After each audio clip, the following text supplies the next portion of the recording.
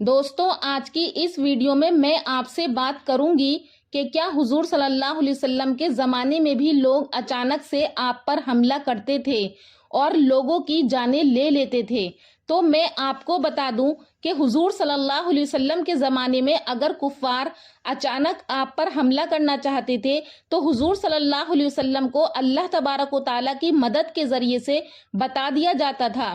جتنی بھی جنگیں اور غزوے اور مارکے ہوئے ہیں وہ سب کے سب مذہب اسلام کو لے کر ہوئے ہیں۔ البتہ ایک مرتبہ کا واقعہ ہے کہ ابو سفیان جو کہ کفار کا سردار تھا، وہ اپنی خفیہ پلاننگ کر رہا تھا اور لوگوں کو حملہ کرنے کے لیے جمع کر رہا تھا کہ ایک بڑی جماعت ہو جائے جس کو ساتھ لے کر وہ اچانک سے حضور پر حملہ کر دے۔ اس واقعے کا پس منظر یہ ہے کہ شوال ذی قاعدہ سن 5 ہجری میں مشرکین مکہ نے مسلمانوں سے جنگ کی ٹھانی۔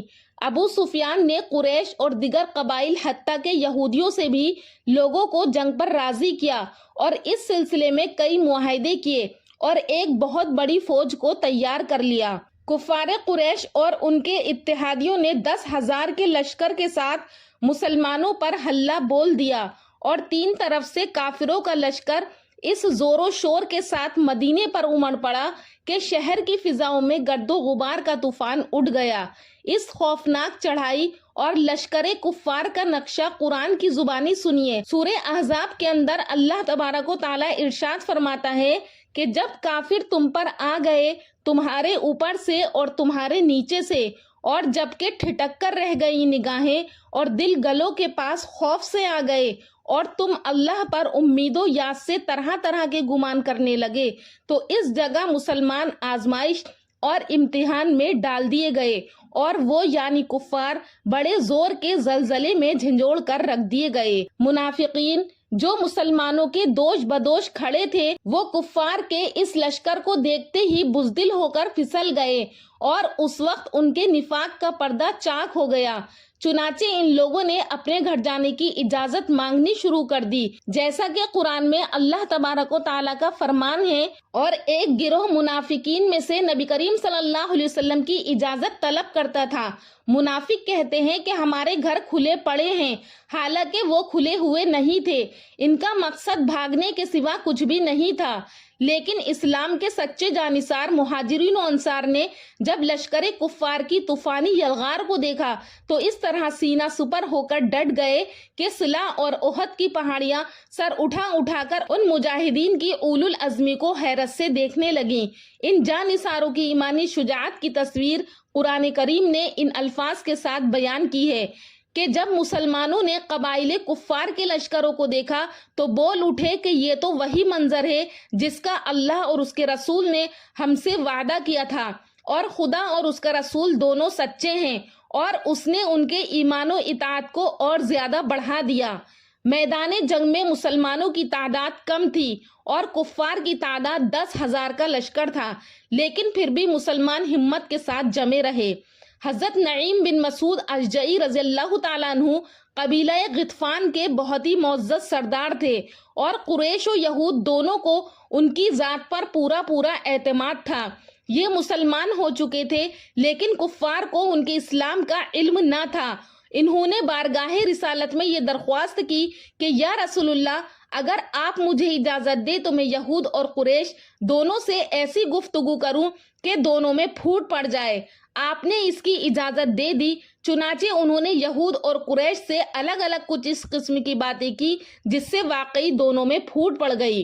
یہ واقعہ غزوہ خندق کا ہے جس میں دونوں لشکروں کا آمنا سامنا نہیں ہو پایا تھا، کیونکہ حضرت سلمان فارسی رضی اللہ تعالیٰ عنہ کے مشورے سے بیچ میں خندق کھود دی گئی تھی۔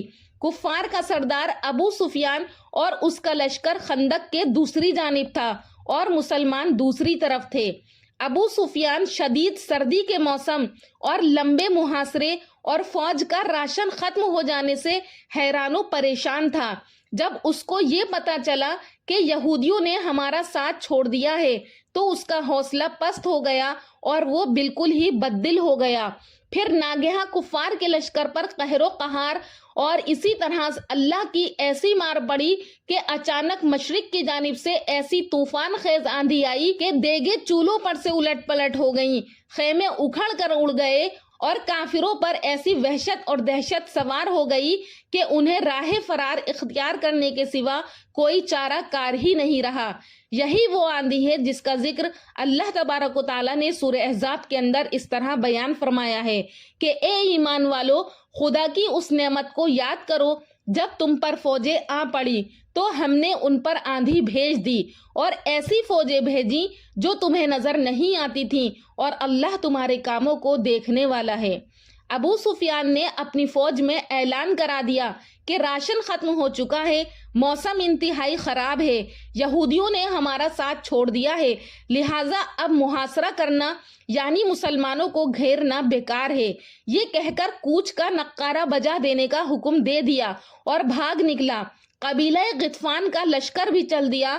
بنو قریظہ بھی محاصرہ چھوڑ کر اپنے قلعوں میں چلے آئے، اور ان لوگوں کے بھاگ جانے سے مدینے کا مطلع کفار کے گرد و غبار سے صاف ہو گیا۔ یعنی ابو سفیان نے چند دنوں تک محاصرہ کیا اور دشمن جو ہے وہ مدینے میں داخل نہیں ہو سکا۔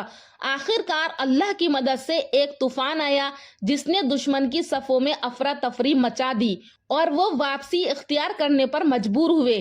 اس طرح ابو سفیان کی قیادت میں آنے والی یہ اتحادی فوج بغیر کسی کامیابی کے مدینہ سے واپس چلی گئی۔ اللہ تعالیٰ نے سورہ احزاب کی آیت نمبر 9 سے 27 میں اس واقعے کا تفصیل سے ذکر کیا ہے، جہاں اللہ کی مدد اور ایمان والوں کی ثابت قدمی کو بیان کیا گیا ہے۔ سامعین، آپ کو بتا دوں کہ یہ واقعہ غزوہ خندق کا ہے، جس کا ایک پہلو میں نے آپ کے سامنے بیان کیا ہے۔ دوستو، پہلگام میں ہونے والا سانحہ ہمیں حضور کے زمانے کی یاد دلاتا ہے کہ حضور کے زمانے میں دشمن چھپ کر حملہ کرتا یا سامنے سے حملہ کرتا، لیکن اللہ کی مدد شامل حال ہوتی تھی اور صحابہ کرام اپنی ایمان کے ذریعے سے جم کر لڑا کرتے تھے تو ان کی فتح ہوتی تھی۔ یہ واقعہ ہمیں اس بات کا سبق دیتا ہے کہ ہمیں اللہ تبارک و تعالیٰ کی ذات پر بھروسہ کرنا ہے اور دشمن سے نہیں ڈرنا ہے۔ دوستو، امید کرتی ہوں کہ آپ کو ہماری یہ ویڈیو پسند آئی ہوگی۔ اگر ویڈیو پسند آئی ہے تو ہمارے چینل نوری اسلامک ٹیوبر کو سبسکرائب کریں۔ انشاءاللہ جلد ملاقات کروں گی اگلی ویڈیو میں ایک اور اچھے ٹاپک کے ساتھ۔ تب تک کے لیے اللہ حافظ۔